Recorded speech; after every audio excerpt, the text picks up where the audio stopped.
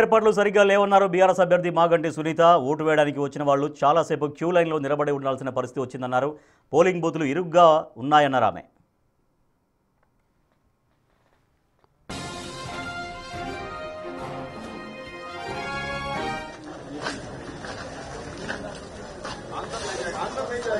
ఒక రూమ్లో చిన్నగా పెట్టి టిక్కీలాగా మనిషి నడవడానికి కూడా ఖాళీ లేదు, అంత ఇబ్బందిగా ఉంది. వాళ్ళు మొత్తుకుంటున్నారు, మాకు టైం అవుతుంది, మేము జాబ్స్కి వెళ్ళాలి, బయట పనులు ఉన్నాయి, ఇట్లా అయితే ఎట్లా మాకు ఇంత సతాయిస్తున్నారని చెప్తున్నారు.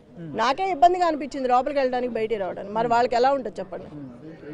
ఇట్లా నుంచుంటే ఇట్లా రావాలంటే చాలా క్లాత్ కూడా లేపుకొని రావాల్సి వస్తుంది. మరి అంశాన్ని ఎన్నికల అధికారులకు కానీ డిఓకి కానీ అటే ఉన్నారు కదా, సపోర్ట్ చేసుకుంటున్నారు.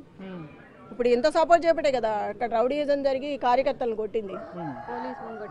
అందరూ పోలీసుల ముందే కొట్టింది. వాళ్లే సపోర్ట్ గా ఉన్నప్పుడు వీళ్ళు ఏం చేస్తారు పాపం, కార్యకర్తలు భయపడతారు కదా. అట్లా భయపెట్టి ప్రజల్ని భయభ్రాంతులకు గురి చేయకూడదు కదా. మేడం ఇంత జరుగుతుందని మీరే చెప్తున్నారు, అయినప్పటికీ కూడా జనాలు మీ వైపే ఉన్నారని చెప్తా ఉన్నారు కదా. ప్రజలందరికీ తెలుసు ఆల్రెడీ, ఇంకా అది మనం చెప్పనవసరం, వాళ్ళే చెప్తారు రేపు.